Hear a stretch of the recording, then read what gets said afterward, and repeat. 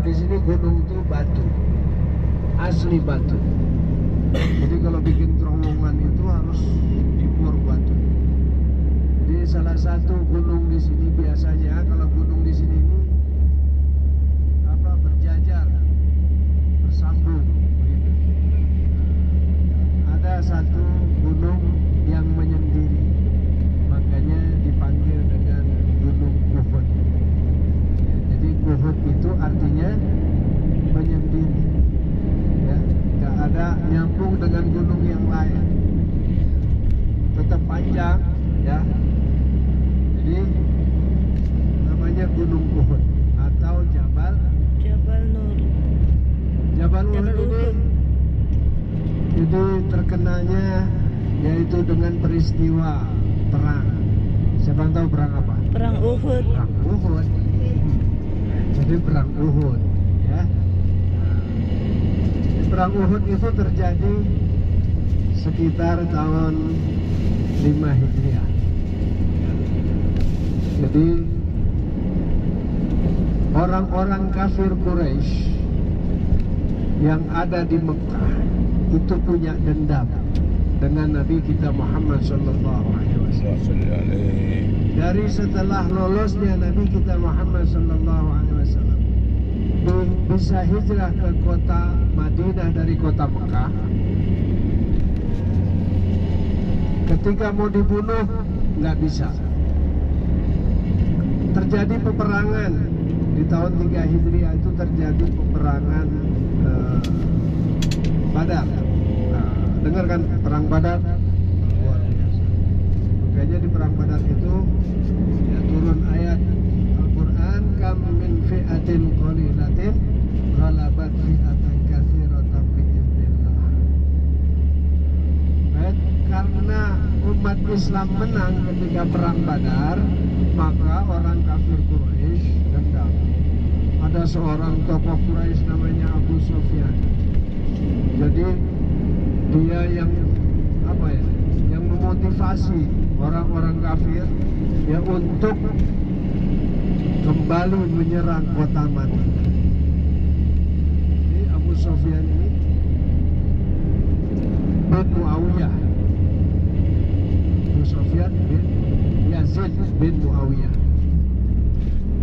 Jadi dendam, maka bawa 3.000 pasukan menuju kota Madinah.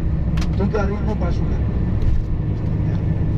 Nah, setelah udah mulai dekat ke kota Madinah, maka paman Nabi Shallallahu Alaihi Wasallam Sayyidina Abbas itu memberikan kabar. Sayyidina Abbas itu masih di Mekah. Jadi nyusul, diberikan utusan ke Madinah ini untuk memberi kabar kepada Nabi bahwasanya orang-orang kafir Mekah sudah menuju Madinah dan kemungkinan sudah dekat. Jadi Bapak Ibu sekalian, dengar kabar begitu, ya, maka Nabi Shallallahu Alaihi Wasallam mengumpulkan para sahabat berunding. Gimana ini? Apakah kita tunggu pasukan kafir? Apakah kita harus keluar dari kota Madinah untuk menahan serangan supaya nggak masuk ke kota? Akhirnya diputuskan, ya, pasukan umat Islam, pasukan Nabi Shallallahu Alaihi Wasallam akan bertemu di Gunung Uhud. Bukan di gunungnya, tapi di bawah, di kaki Gunung Uhud. Awalnya sepakat, akhirnya 1.000 orang. 1.000 orang berangkat, ya, 1.000 lawan 3.000.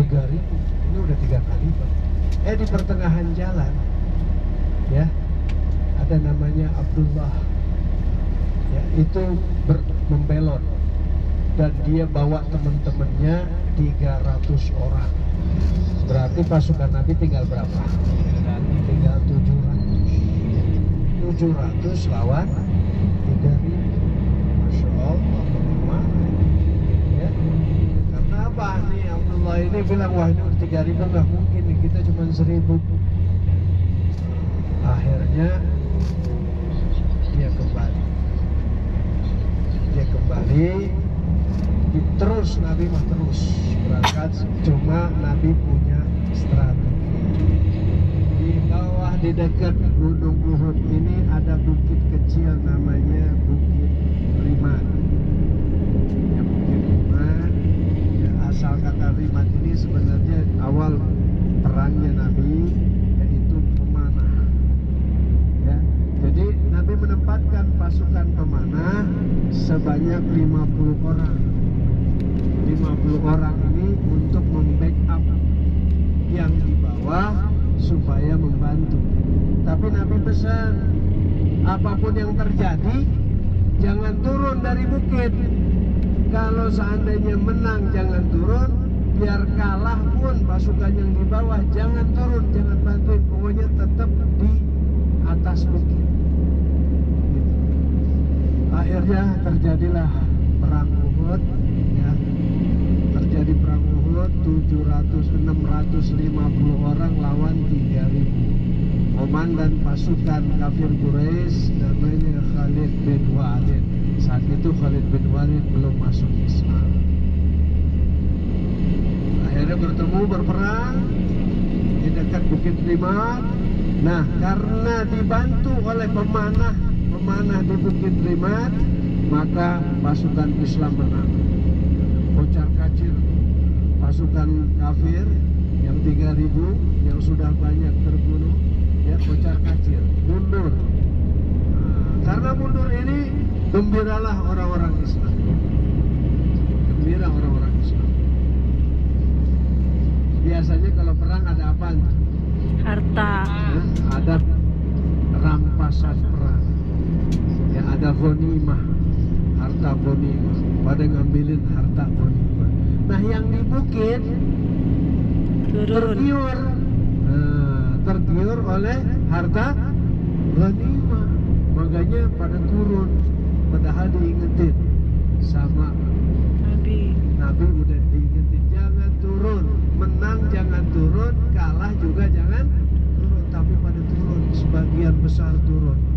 Nah, Khalid bin Walid melihat pasukan pemanah yang bikin kocar kacir pasukannya, melihat itu kembali ditarik pasukannya untuk muter berbalik arah, muter dari belakang, menyerang lagi. Ya, akhirnya dari depan diserang, dari belakang juga diserang sampai wafat Hamzah. ya, pamannya Nabi Shallallahu Alaihi Wasallam, yaitu Hamzah. Sayyidina Hamzah bin Abdul Muttalib, Asadullah, singa Allah, ya, yang paling ditakuti Sayyidina Hamzah itu. Begitu Bapak Ibu sekalian. Nah, di depan ini, nah, ini juga warna gunungnya kemerah-merahan, warna gunungnya.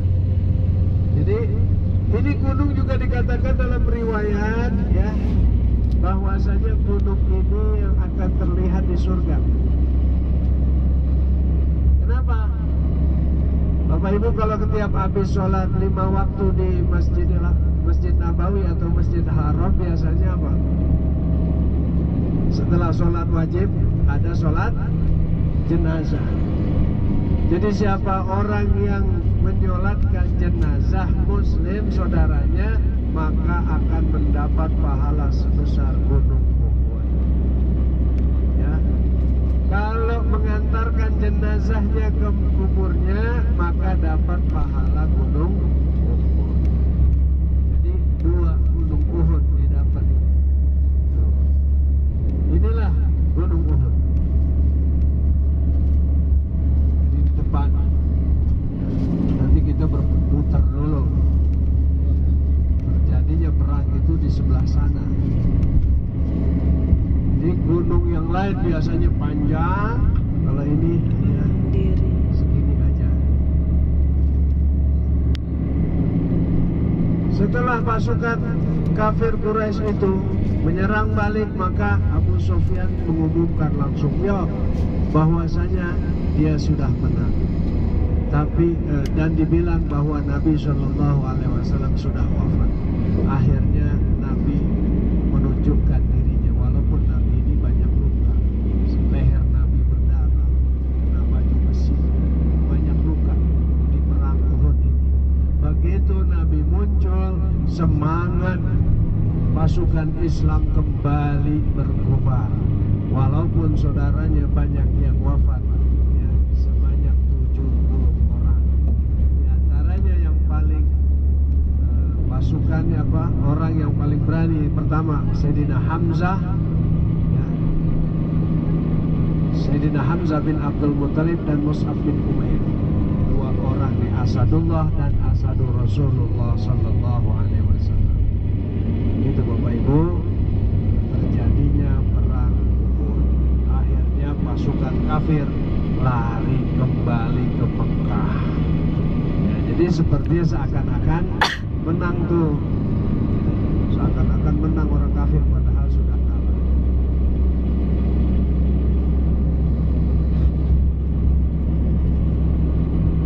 Bapak Ibu sekalian yang dirahmati Allah Subhanahu wa taala, nanti juga kalau di Gunung Uhud juga bisa melontar real. Biasanya ada tukang belanja, tukang belanja, ada yang jual banyak itu di obral-obral gitu, tapi tetap hati-hati ya, karena ingat, biar gimana kita harus hati-hati dan kita minta Allah Subhanahu wa taala senantiasa dijaga diri kita, harta kita semuanya. Ya mudah-mudahan ya, ini nggak ada apa-apa insyaallah. Ini dia mulai kelihatan, mulai dekat.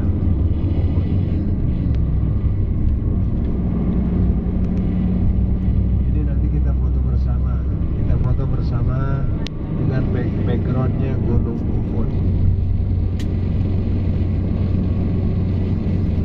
Tadi ada foto. Nah itu di depan Di kurma ada bukitnya foto. tuh Bukit Rima. Tadinya agak tinggi, Ada. ya, Tapi ada sih. mungkin terkikis. Itu depan. Jadi agak pendek. Nah, sekarang ada di depan, ada yang namanya Jabal Rumat, ada Jabal Rimat. Di sebelah kiri kita itu. Pada naik tuh, boleh naik tapi hati-hati ya. Dan kita juga nggak terlalu lama.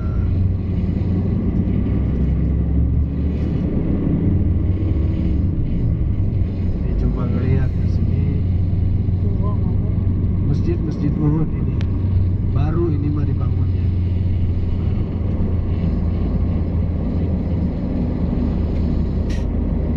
Sedikit kecil-kecil. Ini udara mulai panas kita nih, ya. Udah sekitar 38-39 derajat. Jadi mulai panas. Kalau yang punya payung silakan, punya topi silakan, air minum jangan sampai merasa haus, ya, baru minum. Kalau bisa minum lebih banyak supaya nggak dehidrasi.